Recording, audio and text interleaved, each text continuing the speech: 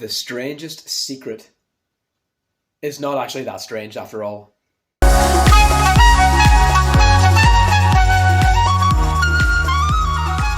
Hi everyone, and welcome back to another episode. My name's Rick, and my aim is to help you realize the truth that feeling great is your natural state. In tonight's video, I want to talk about a very condensed book, a very concise book, one which will take you about 6.5 minutes to read, maybe 7 if you're a little bit slower like me when it comes to reading, and have to reread every other paragraph twice just to make sure you got it the right way. You can only imagine how long it took me to read Lord of the Rings.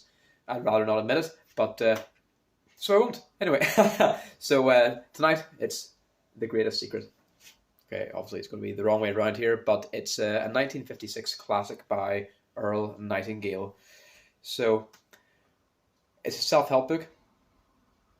Its message is very simple, very clear, and the ultimate aim is to really help you broaden your mind and realize that your destiny, your path, your fortune, your fate is ultimately determined by you. More so by you, less so by external factors. Anyway, I was wanting to try and build up to what the actual secret is. You know, like most videos, it's like watch the very end, or I might insert the actual conclusion or keyword of the video at the very end, or somewhere obscurely in the middle. So I'm just going to put it in here. Basically, the strangest secret is, and I quote, give me the exact quote, because we're all about accuracy here. The strangest secret is we become what we think about. So that is essentially the essence of this book. It is a very, very short book. It's only 56 pages, 42 pages, and that's actually, it's written twice. The first half of the book is the audio version transcribed, I believe. Yep, it's the audio, it's the text of the audio version, and then the second half, or the second version, is the text of the video version. So the essence of the book is incredibly simple, but ferociously powerful.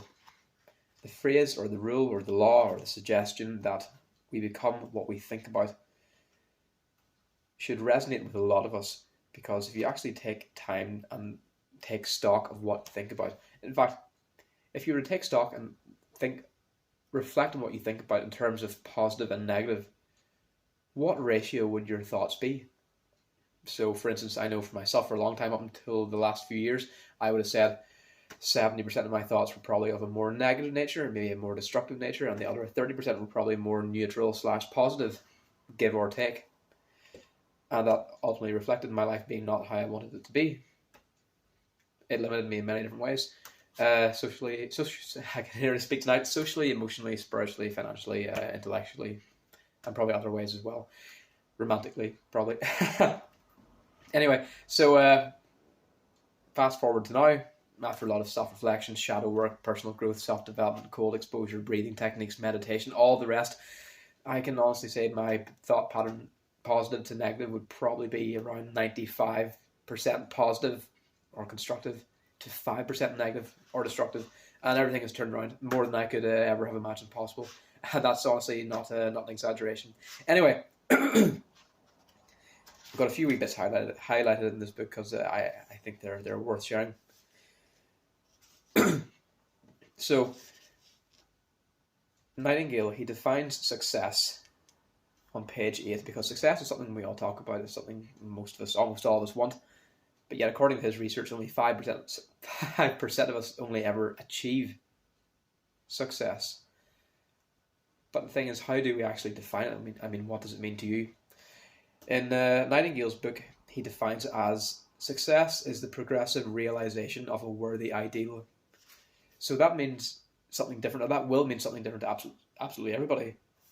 For instance, a success is the school teacher who is teaching school because that's what he or she wants to do. That doesn't sound right. Okay, well, fine, maybe the grammar was fine at the time. So, a success is the school teacher who is teaching school because that's what he or she wants to do. A success is the woman who is a wife and mother because she wanted to become a wife and mother and is doing a good job of it. A success is the man who runs the corner gas station because that was his dream. A success is the entrepreneur who starts their own company because that was their dream. That's what they wanted to do.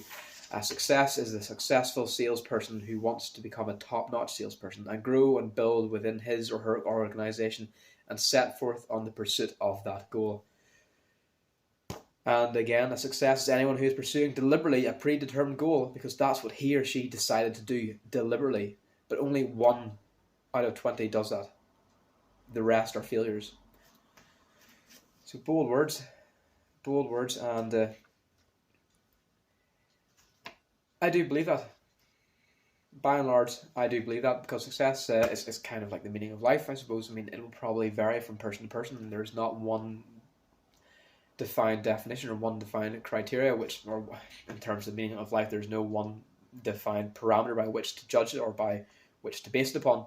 Anyway, we're not going down that route. That's even more esoteric than this. So it is a very short book. It is very, very condensed, but there are a lot of fantastic nuggets within it. Just for first of all, the strangest secret by itself, what I just said, that itself, fantastic. We become most what we think about. The definition of success, examples of successful people. Moving on from that, he also provides an exercise which you can do. It's almost like a personal accountability exercise, and it's one which I'm actually doing right now. So what Nightingale has done is he gives you a challenge where you pick a goal, just one goal, and you write it down on a card. Whenever you write something down, you intellectualize it. You make it all the more likely that you're going to fulfill or succeed in achieving said goal. So you write it down. You write down what it is you want to achieve and in the time frame that you want to do it. So basically 30 days. So for me, I put down, I want to achieve, now I basically just wrote the goal. The goal was 1 video per day for 30 days. So you probably won't be able to read that there.